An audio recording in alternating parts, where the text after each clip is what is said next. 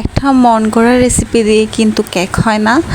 Cake cake বানাতে সব কিছু মেজারমেন্ট ঠিক থাকা লাগে আর টেকনিক জানা লাগে।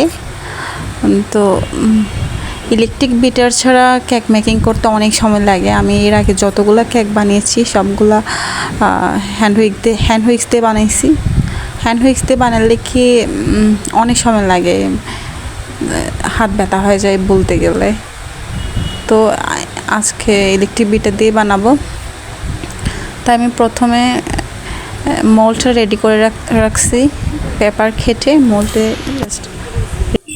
এইখানে আমি প্রথমে 1 কাপ ময়দা নিয়েছি, তারপর 1/4 কাপ কোকো পাউডার নিয়েছি, তারপর 1 টেবিল স্পুন বেকিং সোডা আর 1/2 tablespoon 1 tablespoon baking powder আর 1/2 টেবিল স্পুন বেকিং সোডা নিয়েছি। এগুলা নিয়ে জাস্ট সবগুলো ভালোভাবে মিক্স করে নিয়েছি। মিক্স করার পর এগুলা চেলে নিতে হবে 2 বার। তো আমি প্রথমে একবার করে তারপর ওটা আবার করছি। তারপর এখানে 1 কাপ যতগুলো ময়দা, 1 কাপ যদি ময়দা নিই তাহলে 1 কাপ আমার চিনি নিতে হবে। আর এখানে 3টা ডিম নিয়েছি, এটা পাউন্ড কেক বানাবো তাই ডিম 3টা নিয়েছি।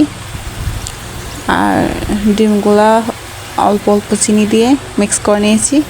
অনেকে আছে কুসুম আলাদা করে, আসলে কুসুম আলাদা করার দরকার নাই, এগুলো লম্বা কাজ, এমনিতেই ফোমি টেক্সচার চলে আসে। চিনি অল্প অল্প করে অনেকক্ষণ মিক্স করার পর যখন একদম মেল্ট হয়ে গিয়েছে তখন আস্তে আস্তে শুকনো উপকরণগুলো মিক্স করে দিয়েছি। এখানে ভ্যানিলা এক্সট্রাক্ট দিয়েছি আর 2 টেবিল স্পুন তেলও অ্যাড করছি।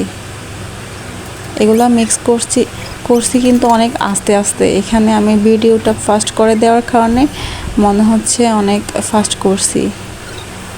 যতটা আস্তে মিক্স করা যায় ততটা আস্তেই মিক্স করছি।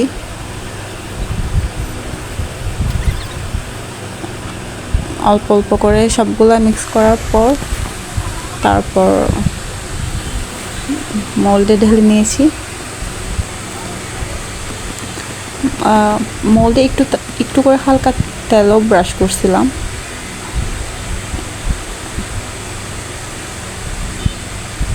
তারপর চুলাটা 1 মিনিট প্রিহিট করছি। আমি চুলায় বেক করি, ওভেন থেকে চুলায় বেক করাটাই আমার কাছে ভালো লাগে।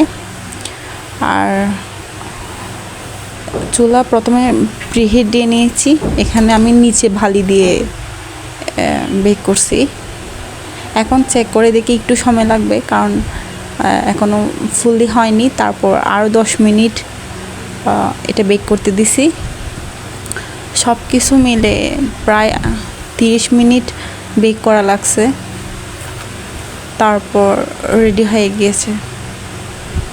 এখন একেবারে পারফেক্ট, যেমনটা আমি আশা করছি তার থেকেও বেশি ভালো, এটা বেশি মজা হয়েছে আর একদম সফট হয়েছে।